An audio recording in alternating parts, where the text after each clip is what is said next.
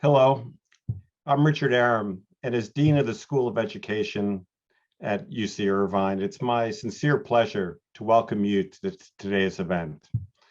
Now, today's event has special meaning to me personally. First, we're gathered together to celebrate an extraordinary piece of scholarship, a new book by Adriana Villavicencio, published by Harvard Education Press, and my brother's keeper, Educational Opportunities and Outcomes for Black and Brown Boys. The book highlights the limited gains and significant challenges facing educational reform efforts in New York City. It's an important and impressive work of scholarship. Second, this is Adriana's first book, and it is a privilege to celebrate, honor, and learn from that significant accomplishment. My hunch is it won't be the last book that we celebrate from her. Finally, this is also the first book coming out of the Research Alliance for New York City Schools, an entity that I continue to follow and admire greatly. Adriana in the book recognizes her gratitude to the Research Alliance and to her colleagues there, including Research Alliance Director Jim Kemple and her colleague Sarah Clevin. The event will proceed as follows. First, we will hear a brief presentation on the work from Dr. Villavicencio. Next, we will have a question and answer period moderated by Vice Chancellor Doug Haynes. Adriana Villavicencio is an assistant professor at the University of California, Irvine School of Education. Her research focuses on educational equity and K-12 educational policy and practice. Previous to arriving at UC Irvine, she was Deputy Director of the Research Alliance for New York City Schools, and like me, taught high school English for a period in East Oakland. Professor Villavicencio received her BA at Columbia University and a PhD in Educational Leadership and Policy from NYU's Steinhardt School of Education. Doug Haynes is Vice Chancellor for Equity, Diversity, and Inclusion at the University of California, Irvine.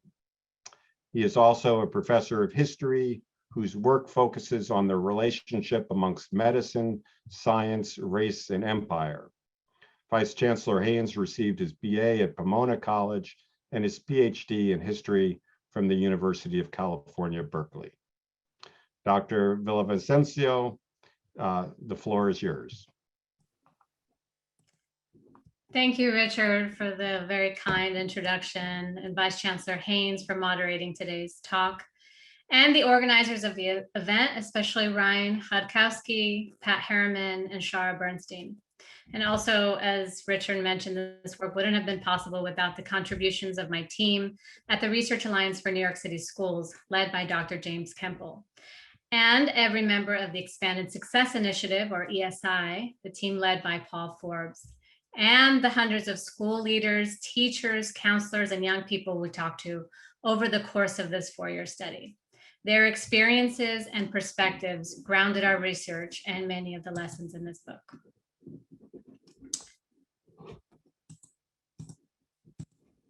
Sorry, that's okay. I was gonna say to wait on the slides for a bit. Is that okay, Shara? Can we hold off on the slides for a little bit? Thank you. I just wanted to kind of set the scene a little bit before we get into the details. So there's this phenomenon in the field of education wherein new policies and programs tend to generate a lot of excitement. They prompt media attention, public praise, and the hopes of many seeking the silver bullet. But when policies and programs don't turn out exactly how we expected, attention fades. Donors walk away, and the opportunity to learn from what we've done is lost. I'd like to posit that we don't stop long enough in these cases to understand what might be useful to districts, schools, and educators. Rather, we move on to the next policy, the new administration, or the current crisis. But with something as important as education, as the experiences, lives, and outcomes of our students, this pattern has real costs, and that cost is borne by the communities we intended to serve in the first place. This is why I wrote this book, so that others committed to improving opportunities and outcomes for Black and brown boys and other historically marginalized students could learn from what happened in New York City and apply these lessons in their own context. And I think it's especially timely now, given the racial reckoning happening in this country, the repeated traumatic events of the last year, as well as the disproportionate impact of COVID-19 on Black, Latinx, Indigenous, and immigrant communities. So today, I want to share with you a story about an education initiative that was hard won and hard fought, which shot very high and fell short, even while managing to effect meaningful change.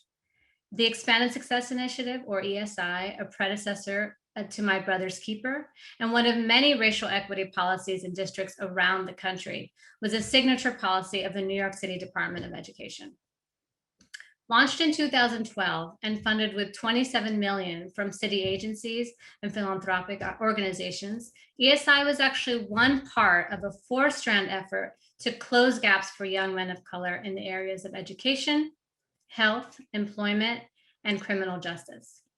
ESI set out to improve not only graduation rates, which had already been on the rise in New York City for all racial and ethnic groups, but to improve post-secondary outcomes, widely referred to as college and career readiness. For a decade prior to ESI, the rates of high school graduation among Black and Latino males were on an upward trajectory, but college readiness hovered around 10% for both groups. So at this point, Shara, if you can pull up that first slide again, I'd like to show you the slide that actually the district shared with us, and this is a slide that they created, to establish the motivation for ESI. I should note here that college readiness is a state measure based on state test scores, specifically a 75 in English and an 80 in math. And those scores were used as a proxy for college readiness because students who scored below those are required to take remedial coursework within the city's public university system, or the CUNY system. So this slide represents percentage of males achieving college readiness after 4 years of high school in 2012. What surprised the district was that even among the students with the highest level of proficiency, or a level 4 on the 8th grade math exam, there was a 20 percentage point gap in college readiness rates by the time they reached the 12th grade. The fact that many of those 8th grade boys who scored a 3 or a 4, remember the highest level of proficiency, were not graduating college ready 4 years later, suggested that the disparities existed in high school, even for students who came in well prepared. While these patterns were discouraging, they were also framed as an opportunity to intervene and target their investment at the high school level. Next slide, please.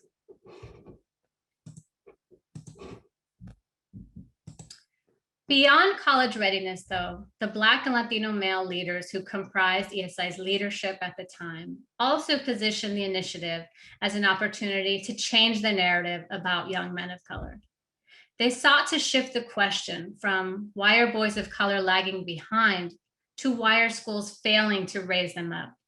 They saw the stats I just shared with you, not as a reflection of the boys' ability or motivation, but as a product of inadequate schools and classrooms. They declared our boys aren't broken, the systems that are to be serving them are. From this perspective, ESI's goals were multidimensional. They included developing teacher capacity in culturally responsive education, improving students' sense of belonging in schools, and cultivating humanizing relationships between teachers and students.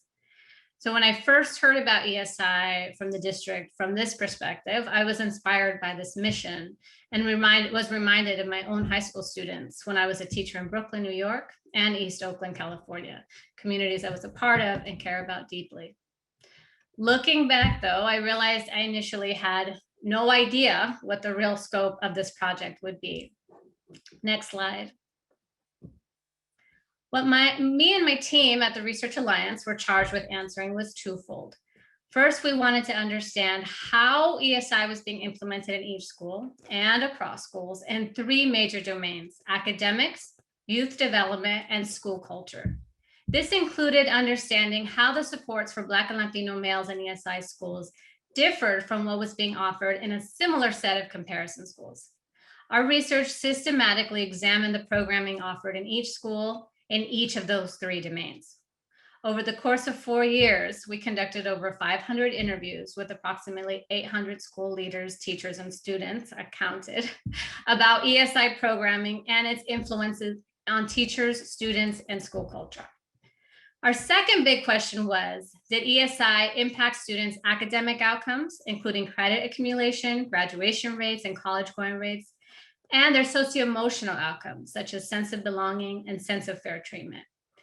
To conduct the impact study, we drew on administrative records from the district and student survey data from the 40 ESI schools and a set of 80 comparison schools serving nearly 15,000 Black and Latinx male students. So in both its breadth and depth, the study offered a unique opportunity to examine a set of underlying principles and everyday strategies aimed at improving schooling and outcomes for Black and Latino boys. In addition, the heterogeneity of the school sample in size, years of existence, and population, I think speaks to the potential for generalizing the findings to other contexts.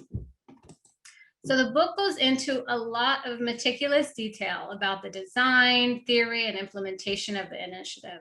But today I'm going to focus on 3 aspects in particular of ESI that suggest important takeaways for other schools and districts. The first is about implementation, or what it takes to translate evidence-based ideas into reality on the ground. Next slide.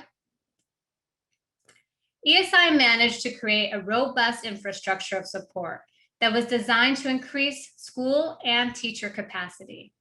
In addition to $250,000 in funding over 2 years, which amounted to about 3 to 10% of each school's annual budget, the ESI team provided scores of PD opportunities for teachers, especially in the area of culturally responsive education, and almost 100 enrichment opportunities for young men of color across ESI schools.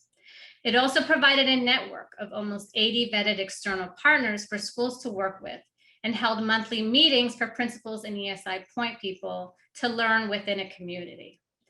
The book goes into detail again about what these supports look like and how they could be applied in other contexts. But essentially, this network of support did 3 things.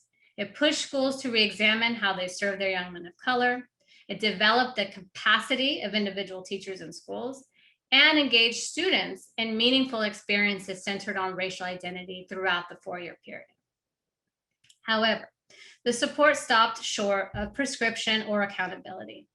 ESI provided school with resources, but didn't necessarily prescribe how they should be spent, with some exceptions. ESI made available a number of PD opportunities, but didn't always require that teachers attend them. ESI established those 3 broad domains, academics, youth development, school culture, but left the specific plans largely up to schools. Next slide. So as a result, oh, not that one, one more before. As a result, we saw a tremendous amount of variation. Instead of a cohesive version of ESI, we saw, if not 40 different flowers bloom, at least many different versions of ESI. We also saw stronger and weaker versions of ESI, depending on each school's level of engagement. To be fair, the district chose not to be prescriptive because they assumed that educators were in the best position to identify the needs of their own students and develop the appropriate plans to support them. And for some schools, this was definitely the case. But this aspect of the initiative should encourage district leaders to think about ways of leveraging school level expertise while also providing stricter or more specific criteria to maximize the potential for results. And the book lists, again, specific recommendations for what that might look like at both the district and school level. So I want to preface the next 2 set of findings by pointing out that according to some research, at least, most people prefer to hear bad news before good news. So I'm going to share the null results of ESI first. Now, next slide. So as you might recall from the first slide I shared, one of the primary motivations or goal of the program was to improve college readiness and enrollment. While ESI increased students' interactions with adults to discuss plans for college and careers, ESI had little or no systematic impact on college readiness or college enrollment rates. And that's not to diminish the success of many of the young men in ESI schools. Over 2/3 of the Black and Latino young men in ESI schools graduated with an advanced diploma within 4 years, and about a quarter enrolled in a 4-year college immediately following high school. But there was little difference in these patterns between the ESI schools and their matched comparison schools. That is to say that Black and Latino male students in both sets of schools applied for college and were accepted into college at similar rates. I describe in the book some of the hypotheses for this outcome, including some missed opportunities to focus more explicitly on the academic skills and requirements related to college readiness. For example, the book features a case study of how one particular standout school revamped their academic programming so that every student, specifically their boys, had 4 years of math and science, while creating systems to ensure students were accumulating the credits that they needed to graduate on time.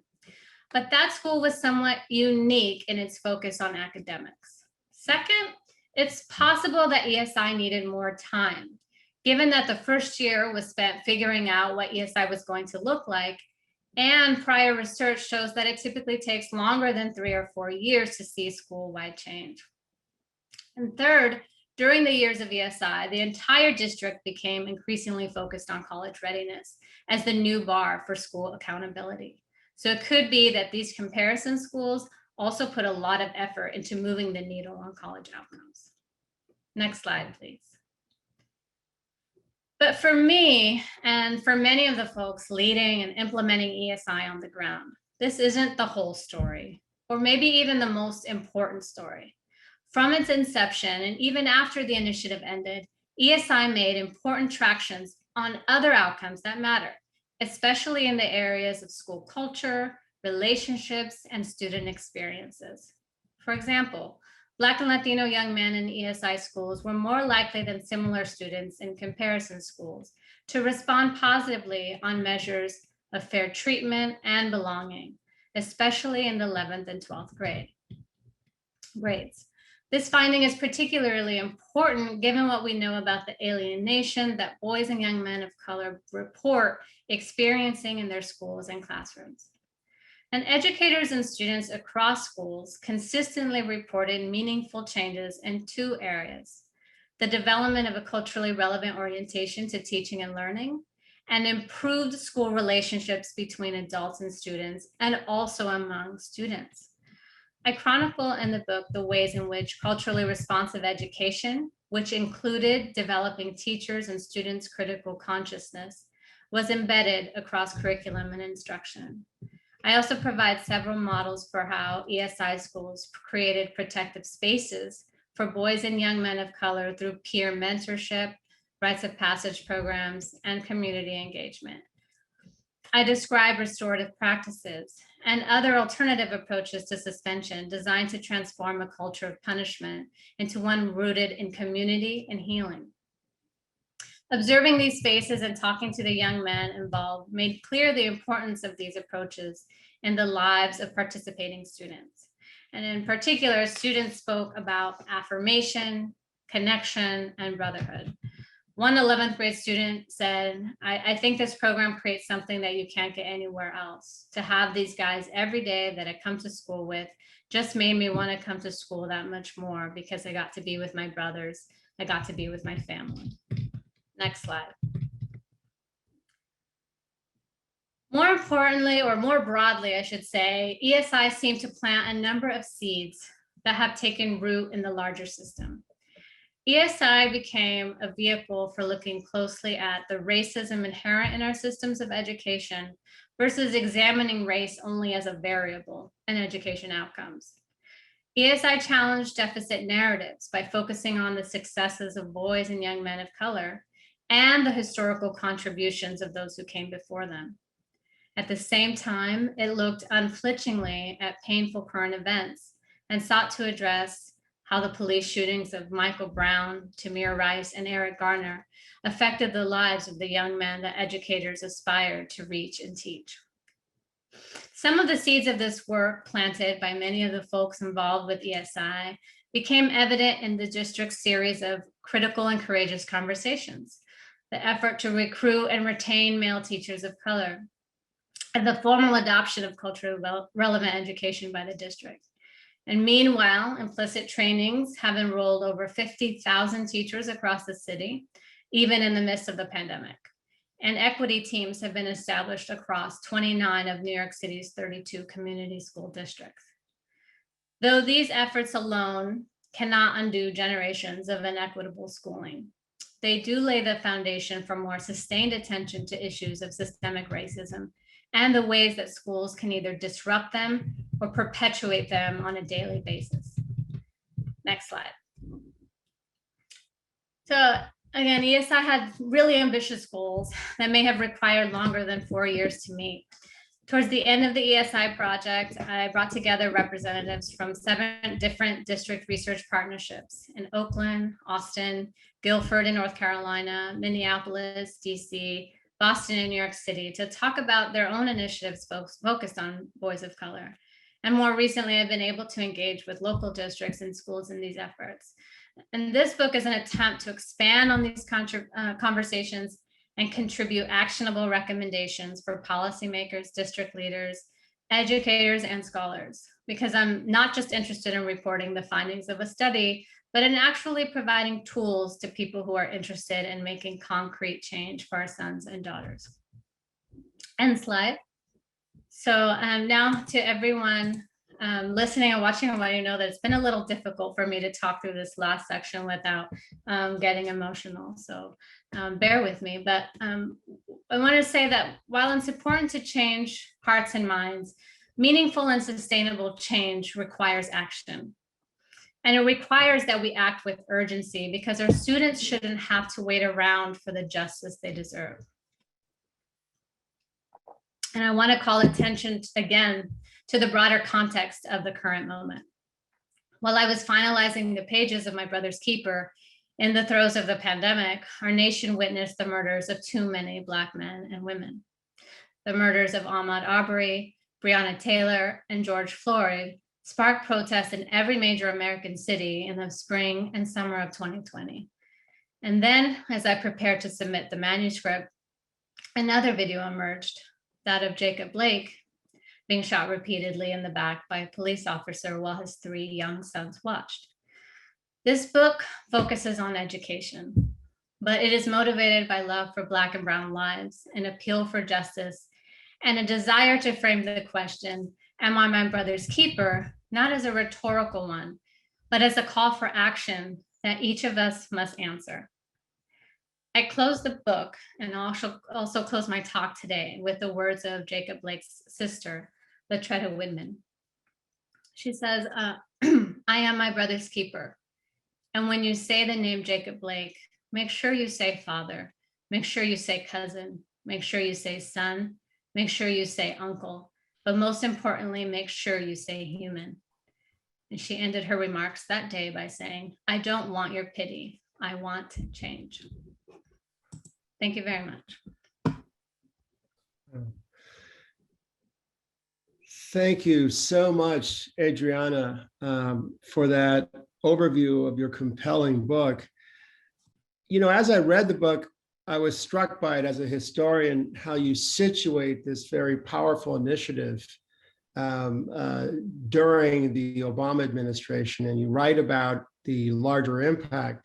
I'd like you to explore, if you will, what are the implications of this work on educational policy and practice? In other words, how do we keep the students at the center as we explore these 2 related strands? Mm-hmm. I think for me, what this book reveals is how important it is for district leaders, school leaders, and teachers in buildings to constantly re-examine through the lens of inquiry and through an anti-racist lens as well, their own practices. So when looking at data and thinking about opportunity gaps, or sometimes called achievement gaps, how are their own practices and policies contributing to those, and how are they reinforcing them on a daily basis and in a systemic way? So an opportunity to constantly look at one's own practice, using data to do that, embedding measures of equity into accountability systems. There are ways that the district itself has done that.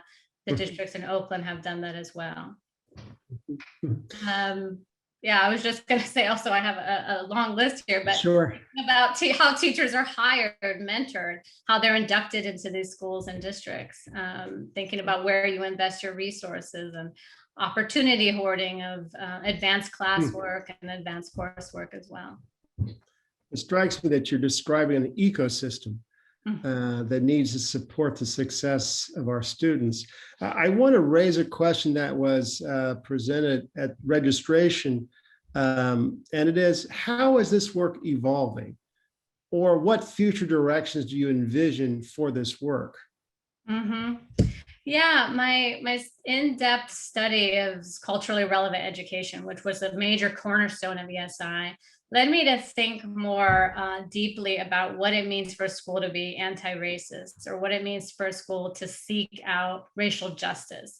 And so I had the privilege of partnering with an organization called Racial Justice in Schools to think about not only how you changed mindsets and beliefs of individual teachers, where I think a lot of these workshops and kind of professional developments focused on, but how do you change the ecosystem again? How do you change the policies, practices? How do you change an organizational behavior to create a system and to create schools and systems that are anti-racist? And how difficult that is. I think the other strand of my work, and which I didn't talk about very much in the book because it was not a major part of how schools decided to use their ESI funding, but thinking about families, thinking about how to incorporate the voices of families into how schools serve students. And so some of my work with immigrant serving schools has focused on that, maintaining and creating deep relationships, authentic relationships with families. So there are certainly more work that needs to be done and will be done. And you mentioned the importance of family, both in this book, but also in your recent reply. That poses another question that came from the audience. And this has to do with housing. What role does housing play in improving educational outcomes for Black and Latinx males?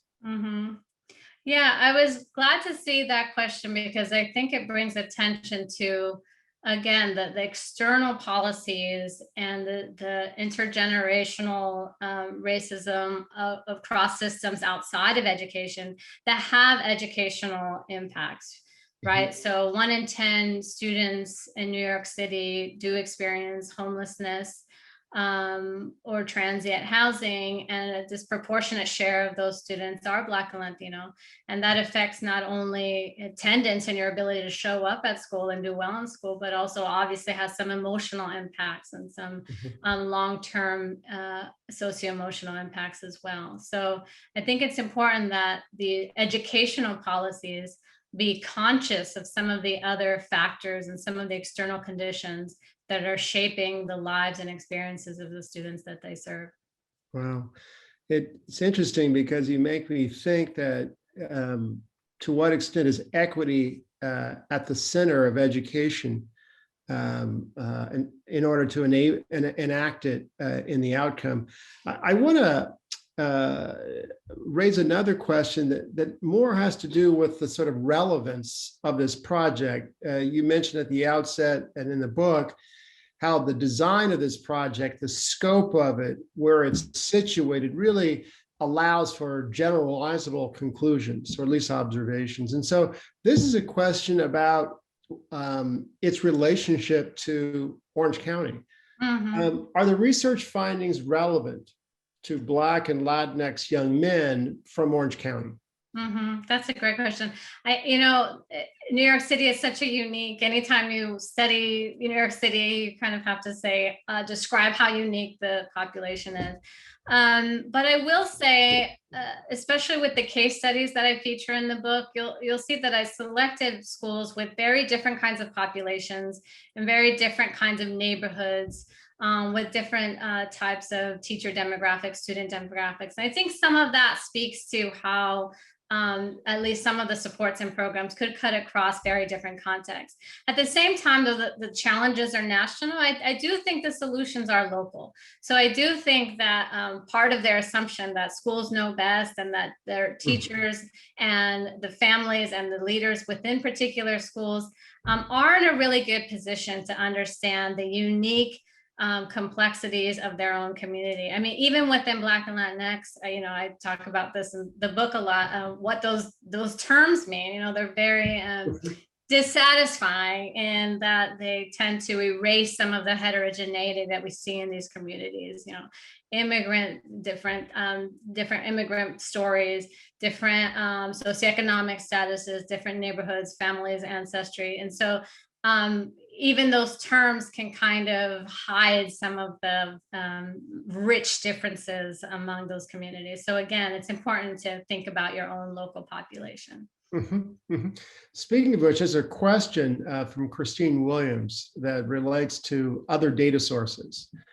Does, and parenthetically, if it exists, the data of ACE scores of students play a role in this research as well? It does not, but I'm not familiar with ACE scores. But because I'm not familiar, I know they weren't a part of the study. No, we did look a little, not at SAT scores. And I was thinking for a second that was one of the standardized tests, but it might not be.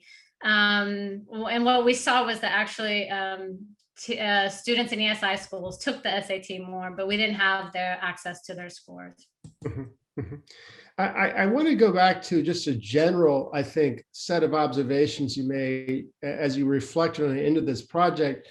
In some sense, it's a daunting challenge that really requires elevated attention and drive.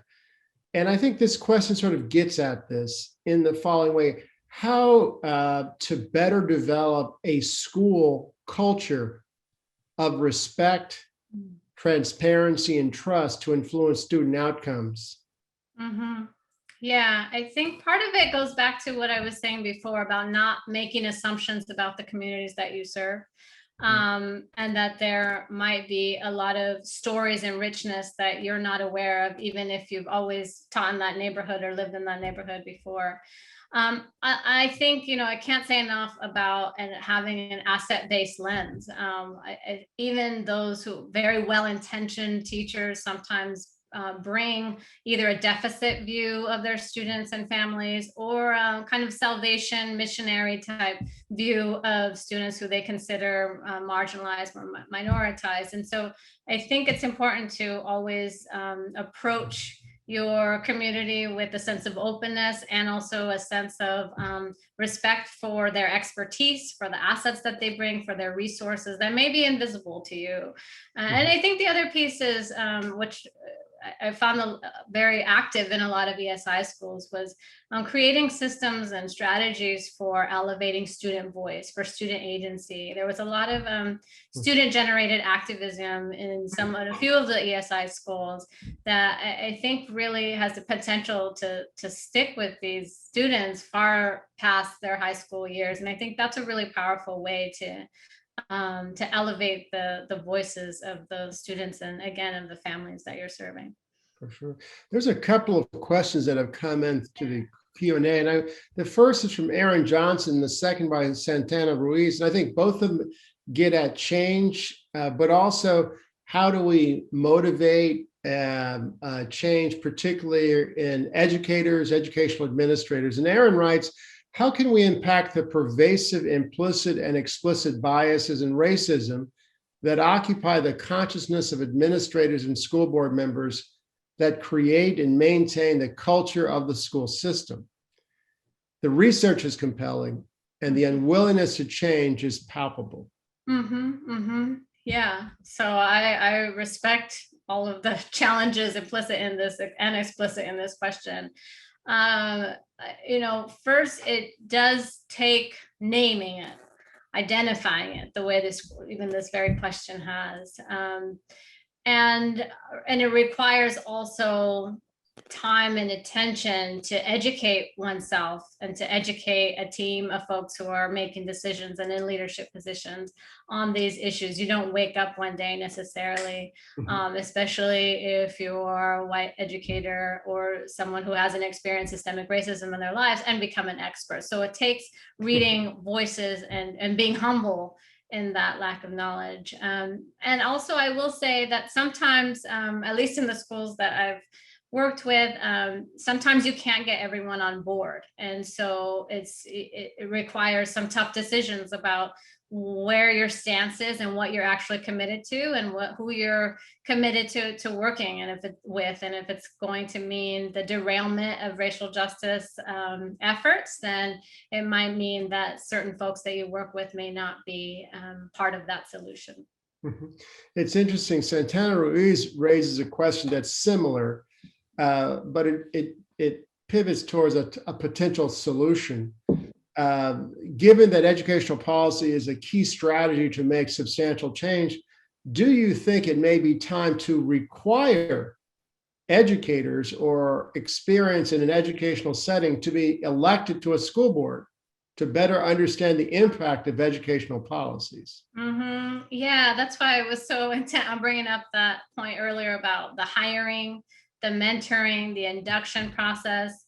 It really takes people at the table, and even in higher ed, I'm here at UCI, we have the leadership of someone wonderful like Doug Haynes, and it requires leadership at all levels. And again, people who are committed. It doesn't mean they have to know all of the answers and know what to do in every situation or have the solutions, but it's important that you have at least a saturation of enough people who are committed to racial justice to actually do something about it. I think your last two answers really addressed a question that was raised earlier about how can these practices be implemented at the local city government level. But I want to turn now to a question that Rosa Alenas has submitted. That's really about occasions and settings where some of the goals are being fulfilled. And she notes there are schools that are proving the possibility for brown and black boys, but it typically happens in small, hyper-focused charter schools.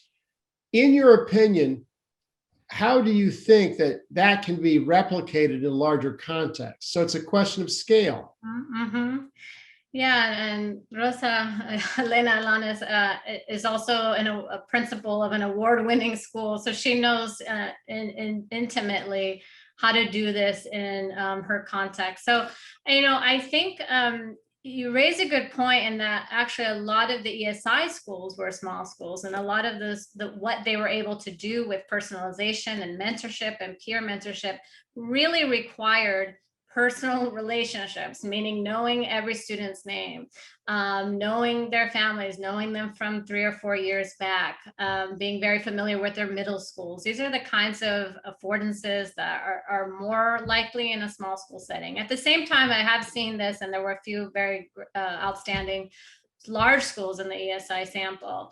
And what they were able to do was replicate that in smaller segments of their population. And I think, as far as replicating, I've seen this a lot replicated in ESI as far as this community of learning, principals sharing with other principals, teachers sharing with other teachers. That is so much more powerful, this kind of professional development and capacity building, when it's coming from your colleagues versus coming from an outsider who may not know your context. So I think that's a really important strategy, at least to ensure that some of these great practices are replicated in other settings. Sure.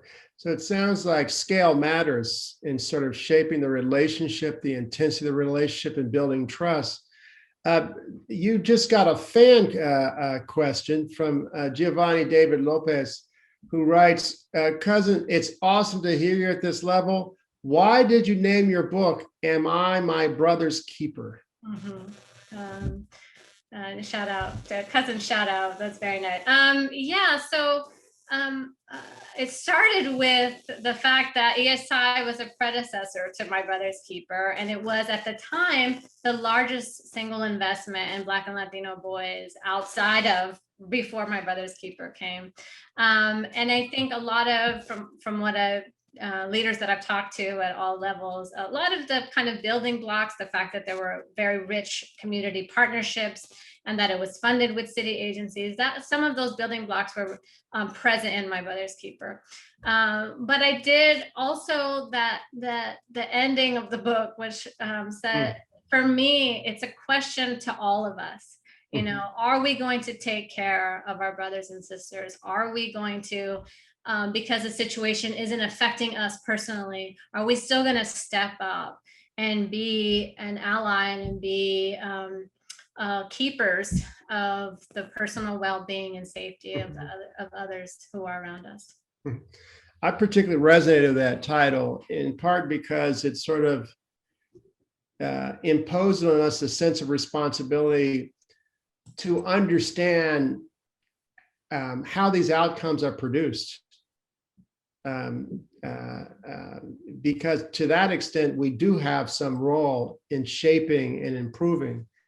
I want to turn to a question from an anonymous attendee who asked, what value, if any, do you see in the curriculum equity audits? And are there any leaders doing this work whom you would recommend school districts engage? Yeah, I'd look to the leadership in Oakland. Chris Chapman has been leading a similar kind of work and different, unique for their own community for a number of years. And there was a great book written about this work. And really centered on love. So really centered, and as one of the chapters in the book in mine is also focused on the love of the leadership and the commitment and passion of the leadership. And yeah, there are tools, there are practices, there are other schools. I'd say the work of Eddie Fergus, who's leading a lot of equity work on the East Coast. And others who, you know, I'm blanking out now. I'd turn to authors also who allow us to kind of imagine different possibilities. Cesare Warren has a new book called Centering Possibilities. If my dear friend Chris Emden has a new, so thinking not only about, you know, how do we do this and equity audits and some of these things that I think are really concrete, but also changing, again, our imagination. And I think if COVID has taught us anything, it's that some things that we assumed could never change very rapidly in COVID. So hopefully we don't just, when schools open, we don't return to normal, but we do better than normal.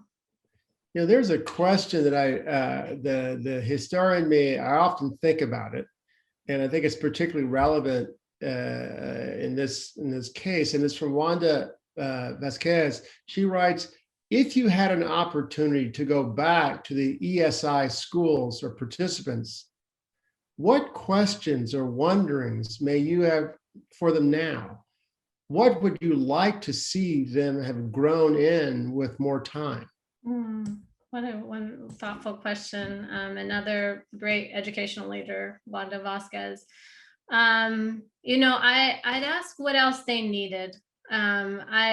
I'd wonder about, and I talked about all of the supports that were provided. So I don't think it was for lack of effort of that infrastructure of support that was provided to all the schools.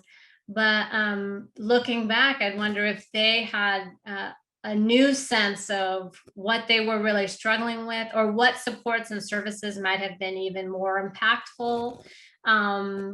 You know, some of these questions about how to get teachers who were resistant or just kind of lack of engagement, how do you get those folks on board? And I think you know, I would have liked to follow these schools and these boys for maybe, you know, 5 more years just to see how their college experiences has turned out. But yeah, thinking about what else could have been at the table that would have made more of a difference. I just love this question too. And it makes me think, how are colleges and universities supporting these very students once they arrive on campus? Yeah.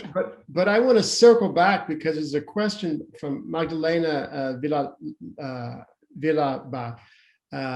She asked a question: what grade levels were included in your study? All of the schools were traditional high schools serving 9th through 12th grade. I believe there might have been 2 that had middle school students as well in the building, but we really focused all of our qualitative data and quantitative data on the high school grades. It occurred to me, I want to follow up on that question that Wanda raised, just to sort of looking ahead in terms of your research program. What's the next project that sort of grows out of Am I Your Brother's Keeper?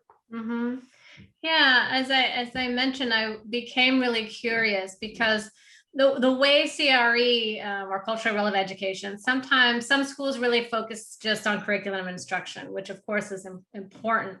But some of the schools in ESI also focused on this critical consciousness piece. What does it look like to develop students' critical consciousness about the society and their desire to change the world around them, and teachers' critical consciousness, who for many of the teachers was a new concept. So I became more interested in what that looked like on the ground. And as I was doing that work, now have become interested in how to transform not only individual teachers' mindsets and beliefs and practices, because that sometimes seems limited to whoever kind of showed up and was engaged, but how do you do this at the organizational level? What are the barriers? What are some of the tensions that come up? And how do we, and it's a tension for me still, and I'm partnering with some local schools in Orange County to continue exploring these questions, but how do we deal with the tension of, this work is hard, this work takes time, and yet we don't have time. This is very urgent. Our students are suffering now. How do we change our systems now? So for me, I'm still learning, and I'm still appreciating the opportunity to work with schools who are also willing to engage in this work. It's interesting. I think in a way you answered a question by Michael Ojeda, who asked, what role did school-based leadership from administrators, teachers, and other practitioners play in the changes observed in the ESI schools? An incredible amount. I mean, we know there's a ton of research, and Michael Ojeda, another well-respected and well-accomplished principal and district leader. The role of leadership cannot be overstated, right? And there's a lot of research that shows how leaders themselves impact student outcomes. And so we saw, somewhat anecdotally, because we didn't systematically examine this, but the ESI schools who had those committed leaders had a much stronger versions of ESI. In a few cases, some of the best principals left to go to district leadership, which is what happens. You have strong teachers who become principals, they leave the classroom, and principals sometimes become district leaders and they leave their schools. And in those schools, ESI sometimes either kind of fell apart or just dissolved or became much weaker without that person at the helm. And so we can't, again, overstate the importance of that commitment and the modeling of the leader who will invest the time and resources so that the whole school building will be engaged in this work. Well, there's a follow-up question here by Dr. Nathan Goodley, which I think is so appropriate because it's a how question, right? How do you recommend recruiting and retaining Black and Latinx male teachers / administrators in the K through 12 sector? You already mentioned the challenge of success being recruited to the higher levels, but the how seems like a pretty powerful question. Yeah, I know New York City has a big, large, substantial effort in terms of the time and the resources invested in this very question. And I think it's not for I mean, some of the challenges are challenges to recruit others, you know, the financial piece, especially in an expensive city like New York City. The prestige or the lack of prestige among the teaching profession. I think in this time of COVID, we hopefully will learn to appreciate our teachers more. But I think what I've seen for Black and Latino, Black and Latinx males in particular, that sometimes when they get into the schools, they are too treated as second-class citizens, or sometimes relegated to being the dean. And if you want to be a dean, that's wonderful. But if you want to be an actual classroom teacher, and now you are considered the sole authoritarian or disciplinarian in the school building, then that's a very different job description. So I think it's kind of like higher ed. So it's not just recruiting faculty of color, but it's how do you keep them there? How do you value their work? How do you empower them to show up as leaders in that space? And so, you know, I'm sure they've come up with really impactful ways of recruiting, but I'm more interested in, you know, how do you maintain them in the system as much as, you know, you maintain other teachers, which is a challenge too. Yeah, it's for me, the idea is to your retention efforts begin with your recruitment strategy. But I want to turn to a question that came from Christine James. It's the applicability of your research. How can your research be applied or envisioned with younger student populations? Can it be? Yeah, what a great question, Christine. Another award-winning teachers. You have a lot of wonderful professions in this questionnaire. This is a great question. I think about it a lot because I have a 6-year-old. I also have a 2-year-old who's about to be 3 and also entering a school system soon. And I worry a lot about, you know, being biracial and being Black and Latinx and how that's going to be, their experiences are going to be in a district like Irvine, for example. But yes, I definitely think that some of the, even some of the very specific programming that I describe in the book could easily be tailored to young people, because it's all about the kinds of questions that teachers and principals are asking. And those questions might have different answers when you're talking about a 7-year-old. But the questions are somewhat the same. You know, how can we incorporate their home experiences, their racial and ethnic identities? How can we honor their families and respect where they're coming from? So some of those questions might be the same. And I think it's important that this work start at a very early age. And, you know, it's probably too late if for the first time a high school student is being exposed to a book or a protagonist that looks like them. That's probably way too late, right? So it's never too, I think it's important to start very early. I think you sort of addressed a question from Camila Powell about, you know, there's a need for systemic change. And she asked, where would you suggest the change start? And where should the focus be? And just park that for a moment, because Aaron Johnson has a related question. Racism is such a systemic and systematic issue. What policies statewide can be adopted to combat the deleteriousness of its impact on students of color when there is so much local control? And so you have these two questions. One's operating on an individual level and the other at a much larger, wider scale of the state. So save the tough questions for the last few minutes. Yeah, I think I don't think the change or the impact that you want to make will be as effective without all of those systems and levels working simultaneously. So as far as state or city policies, thinking about things like racial segregation of housing. This is a big issue in New York City, because that sometimes the racial segregation of neighborhoods means that schools are also segregated, even in a system where students can leave their own local neighborhoods. I think there's also ways of thinking about testing, access to gifted and talented programs. What does remediation mean? What does remediation look like? The ways that multilingual students are sometimes and systematically relegated to lower level classrooms. And so those are the kinds of systemic issues that are at play that need attention. And while at the same time, Camilla Powell, who's an educator, one of my wonderful students who works very closely with teachers, you see how much work needs to be done there. These teachers are kind of the quote unquote front line. They are working with their students. They're interacting with students and kids all day long. So it's important that a lot of effort be placed on what does their daily practice look like?